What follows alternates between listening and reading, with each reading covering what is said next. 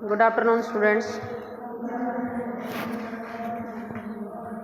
आवाज़ में आज का हमारा टॉपिक है हाई कोर्ट, उच्च न्यायालय। कल हमने सुप्रीम कोर्ट किया था। तो वैसे तो भारत में ही कह रही न्याय की व्यवस्था है। इसका मतलब है कि भारत में जो सुप्रीम कोर्ट है, सर्वोच्च न्यायालय, उससे ऊपर तो कुछ है नहीं। लेकिन फिर भी प्रत्येक राज्य का या दो से अधिक राज्यों का एक हाई कोर्ट की भी व्यवस्था की गई है। ये जितने भी ये जैसे अपना पंजाब हरियाणा है, इसका हाई कोर्ट है, दोनों स्टेटों का मिलकर एक बनाया गया है। एक स्टेट का एक भी हो सकता है, दो या दो से अधिक मिलकर कोई स्टेट एक हाई कोर्ट बना सकते हैं। तो इस प्रकार जो है यह अनिवार्य नहीं है कि प्रत्येक ही राज्य का एक उच्च न्यायालय होगा, है ना। उसको अगर छोटा राज्य है तो उसको साथ वाले राज्यों के साथ मिला दिया जाता है कई बार। तो इसकी कैसे व्यवस्था होती है, कैसे स्थापना की जाती है, इसका संगठन, शक्तियाँ और कार्य, जैसे कल हमने सुप्रीम कोर्ट का संगठन, शक्तियाँ, कार्य किया था, उसी प्रकार आज हम इसकी रचना या संगठन लगा लो, या रचना भी आ सकता है लिखकर, या संगठन आ सकता है। शक्तियाँ और कार्य, स्थिति वगैरह, इसका प्रश्न हमारा उसी तरीके से बनेगा जैसे सुप्रीम कोर्ट का बना था। तो सबसे पहले इसकी रचना। संविधान के द्वारा जो है सर्वोच्च न्यायालय के न्यायाधीशों की संख्या तो निश्चित कर रखी है। कितनी बताई थी कल मैंने? 33 अन्य न्यायाधीश और एक मुख्य न्यायाधीश, 34 है ना। परंतु राज्यों के उच्च न्यायालयों के न्यायाधीशों की संख्या निश्चित नहीं की गई है। इनकी संख्या राष्ट्रपति द्वारा निश्चित की जाती है। प्रत्येक उच्च न्यायालय के एक मुख्य न्यायाधीश और अन्य न्यायाधीश होते हैं, जिनको राष्ट्रपति समय समय पर आवश्यकता अनुसार नियुक्त करता है। इनकी नियुक्ति भी किसके द्वारा की जाती है? राष्ट्रपति के द्वारा। नियमित न्यायाधीशों के अतिरिक्त कार्यों की अधिकता को देखते हुए कुछ अतिरिक्त न्यायाधीश भी 2 वर्ष की अवधि के लिए नियुक्त किए जाते हैं। जब कार्यभार ज़्यादा हो जाता है ना किसी हाई कोर्ट के पास, तो उसको जरूरत पड़ जाती है। जैसे कल बताया था तदर्थ न्यायाधीश बोला था मैंने, जो किसी विशेष कार्य के लिए विशेष परिस्थितियों में नियुक्त किए जाते हैं और कार्य होते ही फिर वो अपना खत्म हो जाता है वो पद। तो उसी प्रकार कुछ विशेष परिस्थितियों में 2 न्यायाधीशों की, अतिरिक्त न्यायाधीशों की नियुक्ति का भी अधिकार राष्ट्रपति के पास है। तो उच्चतम न्यायालय और उच्च न्यायालय दोनों के न्यायाधीशों की नियुक्ति किसके द्वारा की जाती है? राष्ट्रपति के द्वारा। इसमें मुख्य न्यायाधीश की सलाह ली जाती है। उच्च न्यायालय के न्यायाधीशों की नियुक्ति वैसे तो राष्ट्रपति के द्वारा की जाती है, लेकिन जब राष्ट्रपति इसकी नियुक्ति करता है तो मुख्य न्यायाधीश की भी सलाह लेता है और संबंधित राज्य के राज्यपाल का परामर्श भी लेता है। जो राज्य में मान लो हरियाणा का हाई कोर्ट है या पंजाब का, इनका नियुक्त करना है तो हरियाणा पंजाब के राज्यपाल जो हैं उनकी सलाह लेगा। हिमाचल का करना तो हिमाचल के राज्यपाल। मुख्य न्यायाधीश की तो सलाह लेनी ही लेनी है। आजकल कौन अपने? दीपक मिश्रा। उच्चतम न्यायालय के मुख्य न्यायाधीश कौन थे? दीपक मिश्रा। कल बात आई थी ना, वीडियो में आया भी था हमारे सामने। तो उसकी सलाह के साथ साथ जिस स्टेट के राज्यपाल की सलाह ली जाती है, उस स्टेट का जो न्यायाधीश नियुक्त किया जाता है, उस स्टेट के राज्यपाल की सलाह ली जाती है। और राज्यपाल के अतिरिक्त उच्च न्यायालय के मुख्य न्यायाधीश का भी परामर्श लेना आवश्यक है। जैसे हरियाणा पंजाब का हाई कोर्ट है, इसका जो चीफ जस्टिस होगा ना, उसकी भी सलाह ली जाएगी राज्यपाल के साथ साथ जब वो अन्य न्यायाधीश की नियुक्ति की जाती है। मुख्य न्यायाधीश की तो नियुक्ति सीधे सुप्रीम कोर्ट करेगा, साथ में कुछ अन्य भी होते हैं ना, वो तो चीफ जस्टिस तो एक ही होगा, मुख्य न्यायाधीश। तो जो अन्य की नियुक्ति होती है उसमें साथ में चीफ जस्टिस की सलाह भी और राज्यपाल की भी सलाह ली जाती है। एक्चुअल में तो वो मुख्यमंत्री की सलाह होती है, क्योंकि वास्तविक शासक तो हमारा मुख्यमंत्री और उसकी मंत्रिमंडल होती है ना। कहने का नाम राष्ट्रपति है। ये इसमें 2-4 उदाहरण दे रखे हैं, तुम कर लेना। न्यायाधीशों का स्थानांतरण। संविधान के अनुच्छेद 222 के अनुसार राष्ट्रपति भारत के मुख्य न्यायाधीश के परामर्श लेने के पश्चात किसी भी सर्वोच्च न्यायालय के न्यायाधीश का किसी अन्य उच्च न्यायालय में स्थानांतरण कर सकता है। वही ट्रांसफर करना, बदली होती रहती है ना इनकी भी। जो सुप्रीम कोर्ट है उसके न्यायाधीश को किसी उच्च न्यायालय में स्थापित कर सकता है। ये यहाँ भी 2-4 उदाहरण दे रखे हैं, तुम देख लेना। योग्यताएं वही हैं, भारत का नागरिक हो, कानून की नज़रों में अच्छे विधिवेता हो, कम से कम 10 साल तक किसी न्यायिक पद पर रहा हो, है ना, और किसी उच्च न्यायालय या एक से अधिक राज्यों के उच्च न्यायालय में कम से कम 10 वर्ष तक वकालत करी हो उसने। 10 वर्ष तक तो वकालत करी हो और 10वें वर्ष से उसको किसी न्यायिक पद पर रहा हो, है ना, कानून का अच्छा विधि वेता हो, ज्ञाता हो, भारत का नागरिक हो। कार्यकाल इनके 62 वर्ष है, उनका कितना था 65। यह अंतर क्या आएगा सिर्फ इसमें कि यहाँ 62 साल की एज में इनको रिटायर कर दिया जाता है, 62 साल की आयु तक ये अपने पद पर बने रहते हैं। समय से पहले भी इनको सेवानिवृत्त हो जाते हैं। जैसे कई बार संविधान का कदाचार करते हैं, दुरुपयोग करते हैं, तो इनको भी उसी विधि से हटाया जा सकता है जैसे सुप्रीम कोर्ट की न्यायाधीशों को हटाया जाता था 2/3 बहुमत से, है ना, कि जब संसद के दोनों सदन अपने कुल सदस्य संख्या के बहुमत उपस्थित और मतदान देने वालों के 2/3 बहुमत से किसी न्यायाधीश के विरुद्ध अयोग्यता और दुर्व्यवहार के कारण प्रस्ताव पारित करके राष्ट्रपति के पास भेज दे तो राष्ट्रपति संबंधित न्यायाधीश को अपदस्थ का आदेश लागू कर सकता है। यदि राष्ट्रपति उच्च न्यायालय के किसी न्यायाधीश को सर्वोच्च न्यायालय का न्यायाधीश नियुक्त करते या किसी दूसरे उच्च न्यायालय में स्थानांतरित कर दे तो भी पद खाली हो जाता है। ट्रांसफर कर दी ना, मान लो एक स्थान से दूसरे स्थान पर। संविधान के अनुसार यदि उच्च न्यायालय के किसी न्यायाधीश की आयु संबंधी कोई विवाद उत्पन्न हो जाए तो इसका निर्णय राष्ट्रपति के मुख्य न्यायाधीश के परामर्श से करेगा और उसका निर्णय अंतिम होगा। मान लो एज में कोई विवाद खड़ा हो जाता, भाई इसकी तो एज कम है, छोटी है, बड़ा है, तो उसका निर्णय भी राष्ट्रपति मुख्य न्यायाधीश से सलाह करके कर लेता है। वेतन भत्ते, इनका मुख्य न्यायाधीश का वेतन 2.5 लाख है और अन्य न्यायाधीशों का वेतन 2,25,000 है। इन्हें कई तरह के वेतन भत्ते और सेवानिवृत्त होने पर पेंशन भी मिलती है। इनको भी क्या है, वेतन भत्ते भारत की संचित निधि, राज्य की संचित निधि में से दिया जाता है, जिनको उनके कार्यकाल के दौरान घटाया नहीं जाएगा, है ना। कुछ विशेष परिस्थितियां कौन सी थी, धारा 360 अगर देश में लागू हो जाती, वित्तीय आपातकाल लागू हो जाता है, तो उसको छोड़कर बाकी किसी भी परिस्थितियों में इनको घटाया नहीं जा सकता, केवल वित्तीय संकट काल के दौरान ही इनको घटाया जा सकता है। पद की शपथ इनको कौन दिलाता है, राज्यपाल। वहाँ तो राष्ट्रपति दिलवाता है, स्टेट लेवल पे राज्यपाल दिलवाता है। इनको अपने संविधान के प्रति निष्ठावान रहने की और कर्तव्य का ईमानदारी से पालन करने की शपथ लेनी पड़ती है। अब है इसकी कार्य और शक्तियाँ। राज्य के उच्च न्यायालयों को भी कई प्रकार की शक्तियाँ प्राप्त हैं। न्यायिक शक्तियों के अतिरिक्त उच्च न्यायालय को कुछ विशेष प्रशासनिक कार्य भी सौंपे गए हैं, प्रशासन चलाने से रिलेटेड हैं। इसमें सबसे क्या है, 2 भागों में बांटा गया है, एक न्यायिक शक्तियाँ और दूसरी है प्रशासकीय शक्तियाँ। न्यायिक शक्तियों को फिर 2 भागों में बांट दिया, आरंभिक अक्षेत्राधिकार। वहाँ क्या था, प्रारंभिक या आरंभिक, देखो तो हम विचरण मत जाना इसमें। प्रारंभिक और आरंभिक शब्द तो एक ही है भी। जो कोर्ट में सीधे हाई कोर्ट में केस शुरू होते हैं वो प्रारंभिक हो गए, या आरंभ कर दिए जो सीधे ही कोर्ट में, हाई कोर्ट में। वैसे तो हम क्या बताया था मैंने कल कि हम नीचे कोर्ट में केस करते हैं, जहाँ भी जो हमारा डिस्ट्रिक्ट तहसील पड़ता है वहाँ से हम हारते हुए जाते हैं। अगर निर्णय से संतुष्ट नहीं होते, जैसे हम डिस्ट्रिक्ट कोर्ट में हार गए तो हम निर्णय से संतुष्ट नहीं, हाई कोर्ट में जाते हैं, हाई कोर्ट में भी हार गए तो सुप्रीम कोर्ट में जाते हैं। यहाँ तो हम कर ही हाई कोर्ट रहे हैं। तो ऐसे केस जो सीधे आरंभ ही हाई कोर्ट में होंगे वो आरंभिक अक्षेत्राधिकार आ गया। अपीलीय में तुम समझते ही हो भी, हम अगर नीचे हार जाते हैं तो हम ऊपर अपील करते हैं। पहले उनको निम्न न्यायालय में शुरू करवाना पड़ता है ना, वहाँ के निर्णय के खिलाफ हम अपील करते हैं।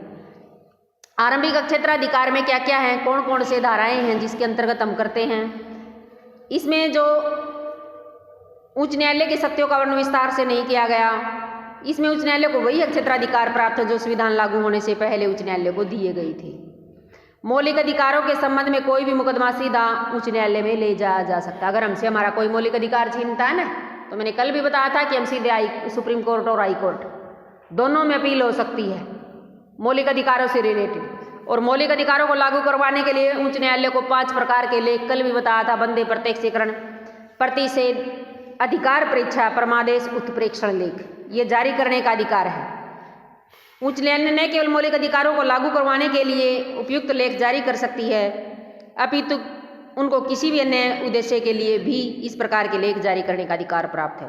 तलाक, वसीयत, जल सेना विभाग, न्यायाधीशों की मानहानि, कंपनी कानून आदि से संबंध मुकदमे भी उच्च न्यायालय के आरंभिक क्षेत्राधिकार में आते हैं। अगर किसी को किसी से तलाक लेना है, वसीयत लिखवानी है किसी के नाम, है ना, जल सेना विभाग हैं, इनसे रिलेटेड मुकदमे जो हैं वो सीधे। ये 5 तरीके के राइट्स दे रहे थे, इनके अकॉर्डिंग क्या होता है इनका अर्थ? ये जब मौलिक अधिकार की तो आई नहीं होगी, वैसे तो मैंने डिटेल में समझा दिया था। चलो वीडियो में डाल रखा है। हाँ, मौलिक अधिकार की वीडियो देखना, वहाँ मिलेगा आपको सारा। तो सेकंड है हमारा अपीलीय क्षेत्राधिकार। उच्च न्यायालय को कुछ कल भी बताया था, एक संवैधानिक प्रमुख, एक दीवानी मुकदमे, एक फौजदारी मुकदमे, 3 प्रकार के जो विवाद है उनसे रिलेटेड अपील सुनने का अधिकार है। तो इसमें क्या है, दीवानी में मैंने बताया था कि जो हमारी चल अचल संपत्ति से रिलेटेड मुकदमे आते हैं वो हाई कोर्ट में उनके हम अपील कर सकते हैं। दूसरा फौजदारी मुकदमे वो होते हैं जो मतलब जिनको क्रिमिनल केस समझ लो, मारपीट के या लड़ाई झगड़े से रिलेटेड जो केस होते हैं वो फौजदारी होते हैं, क्रिमिनल टाइप के। और दीवानी होते हैं हमारी संपत्ति से रिलेटेड, भाई किसी का ज़मीनी झगड़ा है, एक तो ज़मीन का हो गया, पैसे से रिलेटेड झगड़ा हो गया, उनके खिलाफ भी अपील हम हाई कोर्ट में करते हैं। अगर जब हम नीचे संतुष्ट नहीं होते तो निम्न न्यायालय से जैसे डिस्ट्रिक्ट कोर्ट से संतुष्ट नहीं होंगे तो हाई कोर्ट में जाएंगे। और फौजदारी में किसी का लड़ाई झगड़े वैसे हो रहा है, किसी को मारपीट करवा दी, चोट पहुंचा दी, है ना, उससे रिलेटेड झगड़े भी कारावास का दंड दिया गया हो, 4 साल या इससे अधिक का अगर हो तो। जिले के सत्र न्यायाधीश के कत्ल के मुकदमों में अपराधी को मृत्युदंड दे सकते हैं। जो फांसी की सजा दी जाती है ना, मृत्युदंड दिया जाता है, वो सीधे हाई कोर्ट या सुप्रीम कोर्ट नहीं देते। ये 1 नंबर में प्रश्न भी पूछ लेते हैं कि फांसी की सजा कौन से कोर्ट के द्वारा दी जाती है? सेशन जज के द्वारा, सेशन कोर्ट होते हैं ये नीचे, सेशन जज है ना, जो सुना भी होगा, तू कि नहरा सेशन लग रहा है मेरे ऊपर, बोलते हैं ना ऐसे देसी भाषा में। ये सेशन जज जो होता है वो फांसी की सजा या मृत्युदंड देता है, उसके खिलाफ फिर याचिका लगाते रहो ऊपर तक। परंतु सत्र न्यायाधीश द्वारा दिए गए मृत्युदंड की पुष्टि उच्च न्यायालय में करवानी आवश्यक है। सत्र न्यायाधीश जिसको सेशन, सत्र नहीं बोलते, सेशन चल रहा है, संसद का सेशन चल रहा है, इसी को तो सत्र बोलते हैं। हिंदी में सत्र, इंग्लिश में सेशन।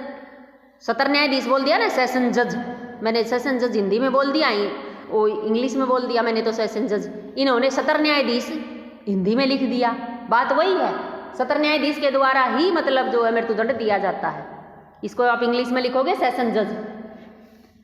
उच्च न्यायालय की इस प्रकार की पुष्टि के बिना अपराधी को फांसी नहीं दी जा सकती। लेकिन इसको क्या करना होगा, सेशन जज ने मृत्यु तो दंड तो दे दिया, लेकिन इसकी पुष्टि किससे करवानी होगी, भाई सही दिया है या गलत दिया है, नहीं देना चाहिए था या देना चाहिए था मृत्युदंड, इसको हाई कोर्ट से उसको अप्रूव करवाना होगा, हाई कोर्ट में उसको अप्रूव करवाना होगा, उससे मान्यता लेनी होगी। कोई भी इस प्रकार का मुकदमा जिसमें संविधान की व्याख्या का प्रश्न हो, संवैधानिक मामले भी बताया था ना मैंने कल, संविधान का व्याख्याता भी है, रक्षा भी करता है सुप्रीम कोर्ट, तो ऐसा हाई कोर्ट भी है। हाई कोर्ट भी संविधान से रिलेटेड अगर कोई प्रश्न है तो उच्च न्यायालय में उसके खिलाफ अपील की जा सकती है संविधान की व्याख्या से। न्यायिक पुनर्निरीक्षण का अधिकार, न्यायिक पुनर्निरीक्षण कल भी आया था कि राज्यों के उच्च न्यायालय को कानून संबंधी न्यायिक पुनर्निरीक्षण का अधिकार है। जो विधानमंडल द्वारा कानून बनाए जाते हैं ना, या भारतीय संसद द्वारा, उसको कोई भी असंवैधानिक घोषित कर सकते कानून को, अगर उस विधान के अनुसार नहीं है ना तो उसको असंवैधानिक कौन घोषित करेगा, कोर्ट ही तो घोषित करेगा भी। संसद ने जो कानून बनाया है या राज्य लेवल पर, स्टेट लेवल पर जो विधानसभा ने, विधानमंडल ने संसद के द्वारा पास किए गए कानूनों को सर्वोच्च न्यायालय अवैध घोषित करता है, और स्टेट लेवल पर राज्य विधानसभा या विधानमंडल द्वारा बनाए गए कानूनों को हाई कोर्ट करता है, उच्च न्यायालय असंवैधानिक घोषित करता है। तो इसको न्यायिक पुनर्निरीक्षण का अधिकार है। दिए गए जो कानून है उनकी जांच पड़ताल करता है, निरीक्षण करता है, अगर वो संविधान के खिलाफ मिलते हैं, संविधान के विरुद्ध मिलते हैं तो उनको असंवैधानिक घोषित करने का अधिकार जो है सेंट्रल लेवल पे सर्वोच्च न्यायालय के पास है और स्टेट लेवल पे हाई कोर्ट के पास है। प्रमाण पत्र देने का अधिकार, उच्च न्यायालय के निर्णयों के विरुद्ध सुप्रीम कोर्ट में अपील की जा सकती है, क्योंकि उससे ऊपर तो कुछ है नहीं, उसके पास भी अपीलीय क्षेत्राधिकार है ना सर्वोच्च न्यायालय के पास। वहाँ कब जाते हैं, जब हम हाई कोर्ट में हार जाते हैं तो उच्च न्यायालय के निर्णयों के विरुद्ध हाई कोर्ट में अपील करने का अधिकार है। ऐसी अपील प्रत्येक मुकदमे में नहीं हो सकती, भी प्रत्येक मुकदमे में नहीं जाती। कानून के अनुसार जिन मुकदमों में अपील की जाती है उनके लिए अनिवार्य है कि संबद्ध उच्च न्यायालय अपील करने की अनुमति दे, उसे लिखवाना पड़ता है, प्रमाण पत्र लेना पड़ता है। भी प्रमाणित करेगा तब ही जाकर सुप्रीम कोर्ट में हम अपील करेंगे। यहाँ यह वर्णीय कि उच्च न्यायालय की अनुमति के बिना उसके निर्णय के विरुद्ध सुप्रीम कोर्ट या अपनी इच्छा अनुसार किसी मुकदमे संबंधी विशेष अपील करने की अनुमति दे सकता है। अधीनस्थ न्यायालयों से मुकदमे को स्थानांतरित करने का अधिकार। कल भी बताया था कि सुप्रीम कोर्ट किसी भी मामले को, किसी भी विवाद को किसी को भी अपने पास मंगवा सकता है। उसी प्रकार ये हाई कोर्ट भी है कि उनके निचले न्यायालयों में जो भी केस चल रहे हैं, जैसे डिस्ट्रिक्ट कोर्ट में, तहसील कोर्ट में, उन मुकदमों को वो अपने पास मंगवा सकता है। उनसे संबंध कानून की व्याख्या करके अधीनस्थ न्यायालयों को मुकदमा वापस भी भेज सकता है। कोई थोड़े दिन के लिए मंगवा लिया, कोई कानूनी पेज फंस रहा, उस कानूनी पेज को सोल्व कर दिया, कानूनी की व्याख्या थी वो कर दी, तो वापस भी भेज सकता है। वरना अपने पास भी उसको रख सकता है, उस पर फैसला खुद भी दे सकता है। उच्च न्यायालय ऐसे मुकदमे का निर्णय स्वयं भी कर सकता है, अपने पास रखकर स्वयं भी कर सकता है। यदि उच्च न्यायालय कानून की व्याख्या करके मुकदमा अधीनस्थ न्यायालय को वापस कर दे तो अधीनस्थ न्यायालय मुकदमे का निर्णय उच्च न्यायालय की व्याख्या के अनुसार ही करता है। भी जैसी आज्ञा देकर भेजा है ना, ये कोर्ट ने नीचे वापस मुकदमा खुद सोल्व नहीं किया, सुलझा दिया, कानून की व्याख्या कर दी, तो उसी व्याख्या के अनुसार जो हाईकोर्ट ने व्याख्या की थी कानून की, उसी व्याख्या के अनुसार ही फैसला करेगा। उसके खिलाफ तो जा ही नहीं सकते। जैसे सुप्रीम कोर्ट के खिलाफ नहीं जा सकता, हाई कोर्ट को भी उसको फॉलो करना पड़ता है। अभिलेखीय अधिकार है अभिलेख का। प्रशासनिक शक्तियाँ क्या होती हैं इनके पास? राज्य के उच्च न्यायालयों को अपने अधिकार क्षेत्र में स्थापित सभी न्यायालयों पर नियंत्रण रखने का अधिकार। ये पद सोपानी की व्यवस्था, मैंने पहले भी एक प्रश्न करवाया था कि हमारे यहाँ पद सोपान है, एक दूसरे के ऊपर एक दूसरा अफसर है ना। ये त्रिभुजाकार आकृति में होता है कि ऊपर सुप्रीम तो एक है, ऊपर सुप्रीम कोर्ट एक ही है, नीचे तो ये अलग अलग डिस्ट्रिक्टों को हाई कोर्ट बट गए, त्रिभुजाकार हो गया ना, शीर्ष पर एक है और नीचे बढ़ते रहते हैं, तो इनका भी अधीन है एक दूसरे का। जैसे सुप्रीम कोर्ट के नीचे हाई कोर्ट है, हाई कोर्ट से नीचे डिस्ट्रिक्ट कोर्ट है, डिस्ट्रिक्ट कोर्ट से नीचे तहसील कोर्ट है। तो ये पद सोपानी की व्यवस्था, एक दूसरे के ऊपर सबका कंट्रोल है। सुप्रीम कोर्ट तो सभी पर करता है, हाई कोर्ट पे, हाई कोर्ट अपने से डिस्ट्रिक्ट कोर्ट पर, डिस्ट्रिक्ट कोर्ट तहसील कोर्ट पर, सभी अधीनस्थ हो गए ना एक दूसरे। तो ये क्या कहता है कि अधीनस्थ न्यायालयों से उनकी कार्रवाई का विवरण मांग सकता है। भाई तुम क्या कर रहे हो, क्या कार्रवाई चल रही है तुम्हारी, तो उस कार्रवाई का अपने अधीनस्थ न्यायालयों की कार्रवाई संबंधी नियम भी बना सकते हैं। अधीनस्थ न्यायालयों की कार्यप्रणाली, रिकॉर्ड, रजिस्टर, हिसाब आदि रखने संबंधी नियम बना सकते हैं। उच्च न्यायालय किसी मुकदमे को अपने अधीनस्थ किसी अन्य एक न्यायालय से दूसरे न्यायालय में स्थानांतरित कर सकते हैं। उच्च न्यायालय अधीनस्थ न्यायालय से रिकॉर्ड, कागज पत्र आदि जांच पड़ताल के लिए मंगवा सकते हैं। उच्च न्यायालय अधीनस्थ न्यायालयों में काम करने वाले कर्मचारियों के वेतन भत्ते, सेवा के नियम आदि निश्चित कर सकते हैं। उच्च न्यायालय का मुख्य न्यायाधीश न्यायालय के कर्मचारियों की नियुक्ति करता है। इसके संबंध में राज्यपाल उसको लोक सेवा आयोग का परामर्श लेने के लिए कह सकता है। यदि किसी कारणवश संबंधित राज्य के राज्यपाल का पद रिक्त हो जाता है तो उच्च न्यायालय का मुख्य न्यायाधीश कार्यवाहक राज्यपाल के रूप में कार्य करता है। इनके अधिकार क्षेत्र का विस्तार भी होता रहता है। संसद समय समय पर कानून बनाकर जो है किसी भी राज्य के न्यायालय के अधिकार क्षेत्र में न्यायिक कार्यों के लिए केंद्रीय प्रदेश को सम्मिलित कर सकती है। जो यूनियन टेरिटरीज होती है ना हमारी केंद्र शासित प्रदेश, उनको भी साथ में एडजस्ट कर देती है और इनकी शक्तियों का विस्तार कर सकती है। अभिलेख न्यायालय, अभिलेख न्यायालय मैंने कल भी बताया था कि जो भी ये कार्रवाई करते हैं, जो भी निर्णय करते हैं, उनको पहले प्रकाशित कर दिया जाता है प्रमाण के तौर पर, और उनके निर्णय संबंध राज्यों के सब न्यायालयों में स्वीकार किए जाते हैं। सब न्यायालय मतलब जो उनसे निचले कोर्ट है, सब डिविजनल वगैरह, हाई कोर्ट है, डिस्ट्रिक्ट कोर्ट है, उन सबको मान्य होते हैं। उसके फैसले के विरुद्ध फैसला नहीं सुनाया जा सकता। अगर आने वाले समय में सेम परिस्थितियां, सेम केस हैं और वो ये देखेंगे कि हाई कोर्ट ने सेम परिस्थितियां और सेम केस में कैसा फैसला दिया था, आज वही सेम केस, सेम परिस्थितियां हमारे साथ हैं, तो उसको हाई कोर्ट का जो फैसला है उसी को फॉलो करना पड़ेगा। ये लिखे होते हैं, पूरी बुक होती है इनकी मोटी मोटी, वहाँ इनके केस ही लिखे जाते हैं भी कब कौन सी परिस्थितियों में कौन सा फैसला सुनाया था, तो उनको ही वो केस स्टडी करते हैं और फिर उस फैसले के अनुसार ही फैसला दिया जाता अगर परिस्थितियाँ सेम हो जाती हैं तो इस प्रकार ये जो है प्रमाण के तौर पर, सबूत के तौर पर, साक्ष्य के तौर पर इनके निर्णय जो है रखे जाते हैं। जो बच्चे LLB LLM वगैरह करते हैं वो यही पढ़ते हैं भी कौन से केस में क्या फैसला दिया गया है। तो इस प्रकार जो है अभिलेख न्यायालय के रूप में भी काम करते हैं। तो इसकी स्थिति काफ़ी महत्वपूर्ण है, न्यायपालिका के एक महत्वपूर्ण भाग है ये भी। राज्य का सर्वोच्च न्यायालय होने के कारण राज्य के दूसरे न्यायालय उसके अधीन कार्य करते हैं। स्टेट लेवल पर तो यही हाई कोर्ट ही सुप्रीम होता है इनके लिए, तो सर्वोच्च न्यायालय यही है ना।